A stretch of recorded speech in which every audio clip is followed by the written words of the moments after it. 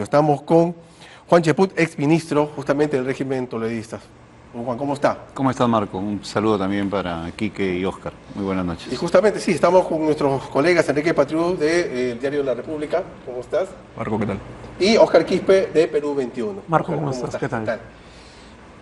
¿Se montó un show? ¿Cree que fue profesional lo que se ha hecho hoy día con el expresidente Toledo? Mira, yo no quisiera pensar que ha sido un show, a pesar de que podría haber evidencias para eso, ¿no? Yo recuerdo perfectamente que cuando llega Alberto Fujimori en el año 2007, Alan García hizo un esfuerzo para tratarlo con dignidad y no se vio una transmisión en vivo y en directo de cada uno de los pasos que se tenían que seguir para que él pueda terminar en un establecimiento penal. En el mismo sentido, y en ese momento yo era parte del gobierno de Pedro Pablo Kuczynski como congresista, cuando Ollantumala en el 2017 se entrega a la justicia, tampoco vemos una transmisión en vivo y en directo, que no es culpa de los medios, pero sí de las facilidades que se brindan para que a lo largo de 12 horas se vea toda esta tramitación. Yo creo que en ese sentido el abogado Roberto Su tiene razón en señalar de que ha habido una suerte de maltrato, pues esto ha podido ser mucho más expeditivo, inclusive ha podido ser de manera más opaca. Respetando obviamente todos sus derechos sin necesidad de estar exponiéndolo a esta situación. ¿Cómo se siente al verlo así en estas circunstancias? El silencio que nos ha acompañado a todos viendo estas imágenes creo que es sobrecogedor, ¿no? Yo creo que no solamente para mí, sino para el país, ver a otro expresidente en situaciones lamentables y en el crepúsculo de su vida, verlo a Alejandro Toledo en esta situación, a mí en lo personal me afecta. ¿Por qué? No en términos dramáticos, ¿no? Sino como una persona que ha sido parte de su gobierno, que hemos compartido buenos momentos, pues los resultados gubernamentales indiscutiblemente fueron buenos, y ver cómo termina, ¿no? Enfrentado a un proceso judicial con indicios sólidos de culpabilidad que va a tener que rebatir en un proceso penal, es algo que indiscutiblemente afecta a cualquier militante de Perú posible. Ok, le dejo a mis colegas para que hagan la... Sí, lo escucho, doctor Cheput, y escucho un poco, sus palabras un poco de compasión. ¿Usted irá a visitar a Alejandro Toledo en los próximos días al penal? Claro, yo creo que ir a visitarlo es una cuestión de humanidad, ¿no? No necesita no se podría señalar de que es un acto de complicidad ni cosa por el estilo. Lo he hecho con Pedro Pablo Kuczynski, que también pasó por una situación similar, aún más. Fui el primer parlamentario en apersonarse cuando él fue detenido en la prefectura, para tratar de garantizar con mi presencia, o hacer un esfuerzo con mi presencia, que no se incurriera en ningún maltrato. Luego llegó el congresista en ese entonces, Gilbert Violeta, y juntos nos preocupamos del estado de salud y las condiciones en las cuales iba a estar Pedro Pablo Kuczynski. En esos momentos, Alejandro Toledo está sintiendo lo que significa la soledad política, el haber descuidado a su partido, el no tener una bancada que lo proteja. O sea, es una orfandad máxima en términos políticos, que tiene que ser compensada con aquellos que de una u otra forma tenemos presencia política, como en mi caso, y obviamente yo lo iré a visitar una vez que se sepa cuál es el régimen, ¿no? ¿Lo va a defender públicamente? Defender, no. Por ahí nunca ha habido mi posición política, ¿no? Acabo de señalarle a Marco que hay indicios sólidos de culpabilidad, y una cosa es el trato, y otra cosa es el ensañamiento. Yo, contra lo que estoy en contra, es contra el ensañamiento político que ha habido en los últimos 15 días ante la eventualidad de su retorno. Yo creo que él tiene que enfrentar el juicio. Hay una situación ahí con la Fiscalía ha hecho un buen trabajo, indiscutiblemente.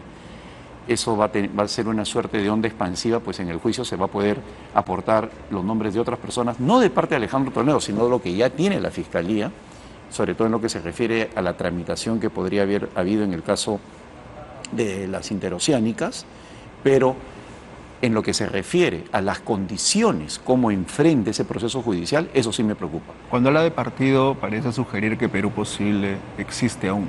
¿Existe aún Perú Posible? Los partidos pueden desaparecer en términos electorales, pero no en términos de activismo político. En este caso específico de Perú Posible, muchos de sus integrantes siguen teniendo un protagonismo político. Lo que falta es ese elemento que permita unirlos. Cuando algunos hace poco unos corresponsales extranjeros sobre cuáles serían algunas de las implicancias de la presencia de Alejandro Toledo acá, yo con realismo político le decía La presencia de Alejandro Toledo acá, más que hablar de uno o de otro, que no creo que suceda eso, coincido con Lucho Solari, es que esos son tonterías mentales. Lo que sí pasaría es una suerte de estímulo para la recomposición de Perú Posible. Y reinscripción. Y reinscripción, con un nombre u otro, pero sí sería una suerte de estímulo, esa sería una de las consecuencias. La otra, que espero que no suceda, es que se empiece un proceso de enfrentamiento político, que ya se ha dado de una u otra forma en los últimos días y que sería una lástima. Mira, yo tengo, Marco, Oscar, Quique, tengo muy buenos amigos en todos los partidos, en todos, y muy buenos amigos, ¿eh? En todo el sentido de la palabra, en el APRA, en el Fujimorismo, en la izquierda, y hemos ingresado a un terreno de discrepancia pública, de renacer las discusiones, los pleitos de hace 10 años, primero a nivel de chat, luego a nivel público, y eso sería hacerle un tremendo daño a la política. ¿Por qué? Porque en política toda acción genera una reacción. Obviamente, si yo escucho que insultan a Alejandro Toledo, lo maltratan públicamente, o se meten con un gobierno que para mí fue exitoso, yo voy a tener que responder. Y al responder voy a contribuir a avivar la memoria de lo que fueron gobiernos pasados, ¿no? En este caso el fujimorismo, el aprismo, el humanismo, ¿no? El propio premier ha sido viceministro de Alejandro Toledo, el premier actual, Alberto Otárola, fue viceministro de Defensa. Entonces, estuvo en debida también. Así es. Entonces, ¿qué es lo que tenemos? De que las implicancias políticas de su presencia puede generar, según cómo lo tratemos, un momento de nuevo de crispación política, que espero que no suceda, de verdad que espero que no suceda, y yo voy a hacer un esfuerzo máximo para que eso no suceda, como también un estímulo para que se pueda reconstituir Perú Posible. ¿Qué tanta responsabilidad tiene Elian Carp para la situación que está viviendo el expresidente? Yo creo que tiene una gran responsabilidad. Yo he sido uno de los ministros que ha tenido públicos enfrentamientos con Elian. Nunca he tenido un trato con ella, más allá de la cordialidad que se merece una dama. No he tenido yo una situación cercana con ella. Y sí considero que en ese entorno que tuvo Alejandro Toledo en el manejo del gobierno perteneciente a la comunidad judía, con todo el respeto que se merece la comunidad, pero simplemente para precisar, con los señores Adam Pollack, Avid Anon, Joseph Maiman, la misma Elian Carp, como que encapsuló al presidente Toledo. Pero hay que dejar bien claro, ¿no? Jamás Elian Carp le dio luz verde a nadie, porque ningún ministro de Alejandro Toledo lo hubiera permitido. Eso sí me consta. Ella jamás, y lo sabía, se entrometió en asuntos de gobierno. No solamente porque no le faltaran ganas, sino porque sabía que no podía con la calidad de los ministros que tuvo Alejandro Toledo. ¿Cree que se va a quedar en Estados Unidos, Carp? Bueno, ya le dieron su pasaporte. Hablar de su futuro sería especulativo. Ella tiene la Pero posibilidad, la conoce. por la nacionalidad, ella tiene triple nacionalidad, ¿no? La belga, la norteamericana, La francesa. y belga francesa y la israelí. Por lo tanto, podría ir a cualquiera de esos países. Sí, señor Chapuk, usted hablaba de protagonismo, que hay muchas personas del régimen Toledo que todavía son protagonistas de la política. Se puede decir también que hay muchos políticos actuales que le deben de alguna u otra forma a Alejandro Toledo la posición que tienen, y otros personajes quizá que están pasando desapercibidos y que de alguna u otra forma Toledo conoce lo que hicieron o cómo llegaron al lugar donde se podrían encontrar ahora. ¿Toledo puede saber algo más de estas personas, de estos políticos? Tú hablas con tu espíritu de investigador, Oscar. Usted sabrá también. Es lógico. Mira, yo creo que ingresar en ese terreno es especulativo. Yo creo que sí hay un grupo de ministros, de exministros, de funcionarios que le deben pública, mediática, su trayectoria política a Alejandro Toledo, ¿no? Acá acaba de estar Lucho Solari, yo mismo hago política desde la adolescencia, estaba ya en el Foro Democrático, con eso tenía cierta presencia mediática, pero donde me consolido es con Alejandro Toledo, que es quien me hace ministro, ¿no? Y con la dirección de un maestro de la política como Carlos Ferrero, bueno, logro abrirme un espacio. Entonces hay muchos que le deben su aparición política a Alejandro Toledo. El propio expresidente Pedro Castillo ha sido militante de Perú Posible hasta el año 2016, nada menos, ¿no? Entonces, en lo que se refiere a que existan personajes que en estos momentos están escondidos, con temor de que se hable, yo creo que eso es especulativo. Yo creo que la ciudadanía sabe muy bien quiénes son aquellos que, pudiendo haber estado quebrados, pudiendo haber estado en el hoyo, ¿no?, se enriquecieron con Alejandro Toledo y ahora le lanzan pullas, ¿no? En ese sentido, yo creo que la ciudadanía sabe perfectamente quién es quién. ¿Y qué sensación le causa ver la imagen de Weissman con Almerí peleándose, uno acusando durante toda la semana y el otro, bueno, dándole un respaldo al expresidente? Yo conozco a ambos y tengo muy buena relación con ambos. Inclusive Carlos Almerí fue quien me sucedió cuando dejé de ser ministro de Trabajo. Yo dejé la cartera para postular al Congreso y con David siempre tenía una excelente relación. Yo creo que a ese nivel no se tiene que llegar. Yo creo que es un exceso propio de la cabeza caliente de estos días.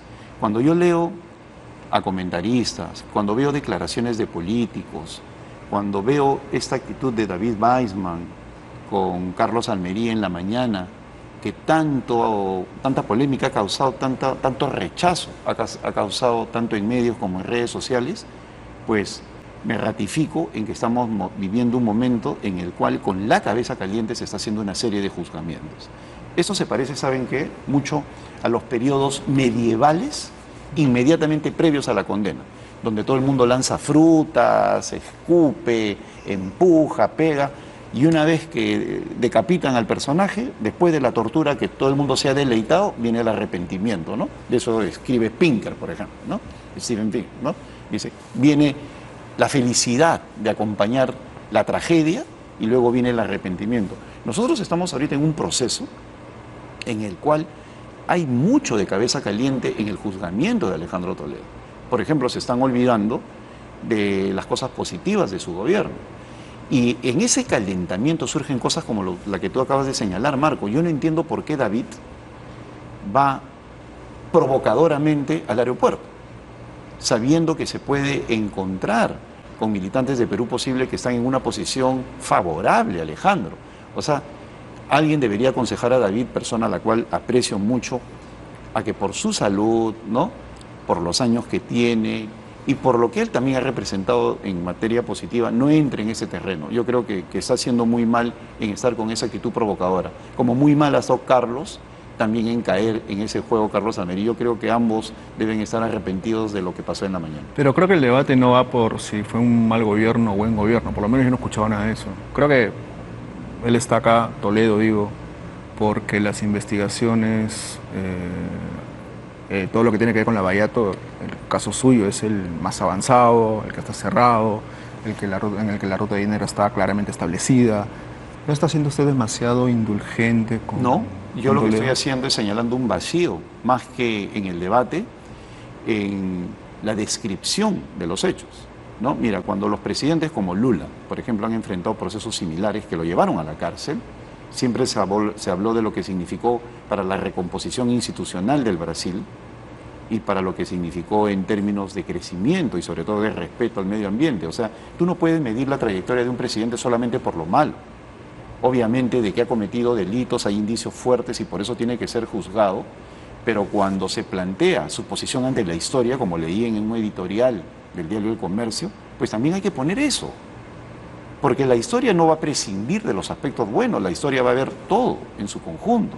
Ahora, que él en estos momentos está enfrentando un proceso judicial y que merece estar en las condiciones en las que está, según lo que dicen los fiscales, pues lamentablemente hay evidencias de eso y de eso no estoy diciendo absolutamente nada. Yo creo, aún más he dicho, creo que la Fiscalía está haciendo un buen trabajo. Debería ser más acelerado en todos los procesos, pero no podemos negar que está haciendo un buen trabajo. El sistema judicial en ese sentido en el Perú está funcionando, pero en el balance, en el juzgamiento del personaje, tenemos que incorporar también los elementos positivos que tuvo, ¿no? Aquí quiero preguntarle un poquito llevándolo a lo que ha pasado hoy también, porque mientras llegaba Toledo, en Palacio de Gobierno había juramentación.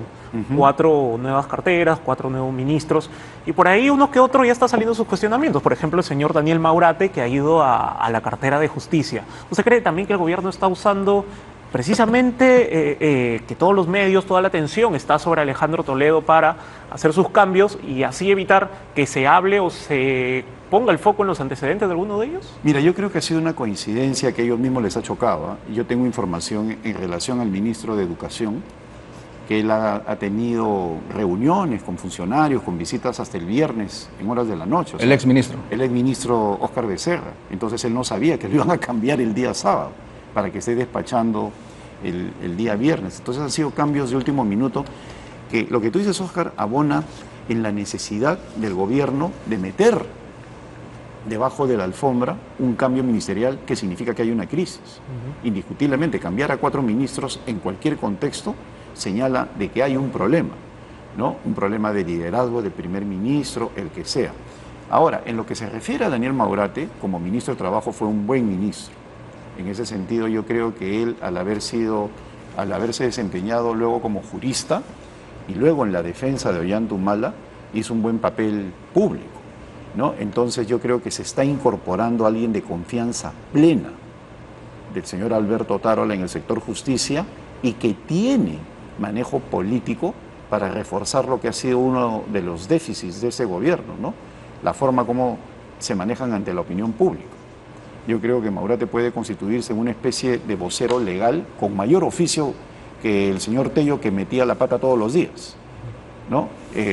Ahora, otro de los elementos que tiene que tomar en cuenta este gobierno es que por más espectáculo que hagan con Alejandro Toledo, esto va a durar una semana o 2, como vemos el caso de todos los expresidentes que ya están en el ostracismo, ¿no? Ollanta Humala, Pedro Pablo Kuczynski, Alberto Fujimori, etcétera, etcétera. Y luego la realidad va a volver a entrar por la ventana del Palacio de Gobierno y va a verse con claridad la incompetencia de ese gobierno. Si el expresidente empieza a hablar, ¿cuánto cree o cuánto de consecuencia podría tener en todas estas investigaciones? Porque en los Estados Unidos se ha mantenido, por lo menos, en que no ha recibido ninguna coima y que no ha participado en ningún acto de corrupción. Pero si empieza ya a decir las cosas que no ha dicho, ¿cómo sería el futuro político de varios? Yo podría señalar de que eso es especulativo, pero no me voy a correr de la pregunta, Marco, porque es algo que está en el tapete de la opinión pública y haces bien en preguntarlo. Mira, yo considero que eso dependerá de la estrategia legal de Alejandro Toledo.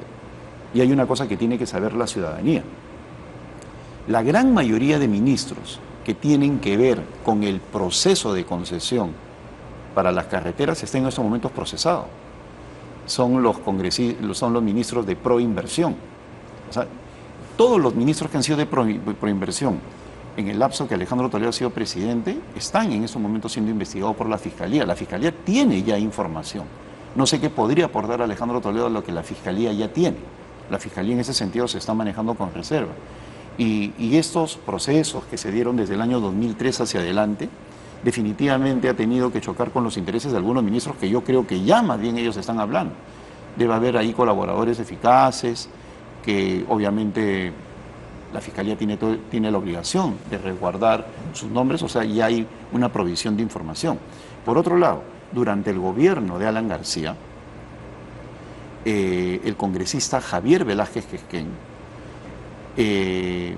presidió una comisión de investigación de todo el gobierno de Alejandro Toledo, una comisión que duró 4 años y que inclusive Javier, amigo mío, cuando termina ese proceso, presenta inclusive unos libros, ¿no?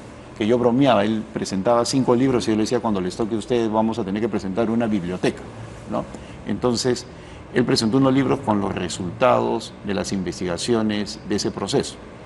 Y eso me lleva a pensar que lo que pueda aportar Alejandro Toledo no va a ser relevante. Yo creo que la Fiscalía ya está haciendo una buena labor en la indagación de todos aquellos que están comprometidos. En una entrevista usted dijo de que debería pasar mejor en casa, ¿no? Un arresto domiciliario que estar en Barbadillo. ¿Por qué? ¿Por qué diferenciarlo de los otros 2 expresidentes? Bueno, en el caso del presidente Fujimori ya es un condenado, por lo tanto la rigidez de su prisión, que me parece, dicho sea de paso, injusta, yo soy, a pesar que se moleste Quique, yo estoy a favor del indulto, ¿no? Y hemos tenido posiciones antagónicas públicas en Twitter. Yo sí creo, por ejemplo, que en ese caso el propio fujimorismo cometió un error con Alberto Fujimori, pero en fin, como él ya está condenado, está en Barbadillo, y en el caso de Pedro Castillo es por la flagrancia. Alejandro Toledo podría beneficiarse de la prisión domiciliaria una vez que activen los mecanismos su defensa legal, en primer lugar porque hay antecedentes, en segundo lugar porque hay un fallo del Tribunal Constitucional que favoreció a Ollanta Humala, y en tercer lugar, en términos etarios, Él tiene 15, 16 años más que el propio Ollantumala y padece de enfermedades crónicas que podrían llevar a ese desenlace, ¿no? La misma Susana Villarán goza de ciertas prerrogativas por su edad y por sus enfermedades, y personajes que deberían estar en la cárcel están libres y haciendo campaña como Martín Vizcarra. Entonces, creo yo que en función de todo ello, Alejandro Toledo debería plantear su defensa a la posibilidad que tenga arresto domiciliario. ¿Qué le podría decir a esos políticos que en algún momento estuvieron al lado de Toledo, eran los escuderos de Toledo? Puedo soltar un nombre, Carmen Omonte, que no lo hemos visto, por ejemplo. ¿Qué le podría decir a ellos que ahora, que ven al, como usted decía, a esta persona que los llevó y les dio protagonismo, los empujó en la política, que ya no lo quieren ni ver, ya no quieren hablar de él y se olvidaron prácticamente del tema? No solamente Carmen, ¿no? Hay una serie de políticos que están escribiendo en Facebook. Yo he recibido hoy día a muchos de ellos que eran NNs, ¿no? Y que están despotricando públicamente de Alejandro Toledo, otros que le deben todo, ¿no? Que no existían más allá de su ONG, como Gino Costa, que también sale a hablar en contra de Alejandro Toledo. Yo creo que ese afán de distanciarse y que no hayan visto nada en 15 años, mira, yo podría mencionar muchos más nombres. Gente que postuló con Alejandro Toledo en el 2006, en el 2011, en el 2016, ¿no se daban cuenta? ¿No? O sea, ahí sí han permanecido a su lado 10 años después del gobierno y recién ahora vienen a tirarle piedras. Eso me parece absolutamente desleal. Yo no puedo darle consejos públicos a quienes no tienen principios y valores. Yo creo que hay que diferenciar el drama legal de Alejandro Toledo, que merece estar en estos momentos en un proceso judicial, pues como he dicho, hay indicios sólidos, y el otro, el evitar un ensañamiento contra un personaje que definitivamente tuvo cosas positivas para el Perú, por un mínimo de condescendencia, de caballerosidad, de principios de lealtad. O sea, nos guste o no, Alejandro Toledo lideró una gesta que nos liberó de Alberto Fujimori. Ahora le quieren negar hasta esa situación, ¿no? Pero la promesa democrática que él significó en un momento y el fracaso a sí mismo de esa promesa democrática, ¿no es una de las razones por las cuales estamos en esta situación? Mira, yo creo que el fracaso de la promesa democrática fue consecuencia de una situación de descontrol, un avasallamiento contra Alejandro Toledo sin parangón en este siglo. Yo me he tomado el trabajo de revisar la hemeroteca, o sea, me encantan las hemerotecas, y he visto el periodo 2001-2006. ¿Maltrato por parte de quién? ¿De la prensa? Feroz, editoriales. ¿Cree que hubo racismo contra Alejandro Toledo? No, yo no creo que sea racismo, pero sí hubo una gigantesca antipatía, por lo menos. Le agradecemos, señor Juan Cheput. Interesante la entrevista con usted y esperemos verlo más participar en política, no porque estamos caídos un poco justamente de esa situación, ¿no? Porque vemos cada cosa realmente que nos llama la atención. 5 congresistas que le quitan el sueldo a sus trabajadores. Increíble. Es algo que nos llama mucho la atención.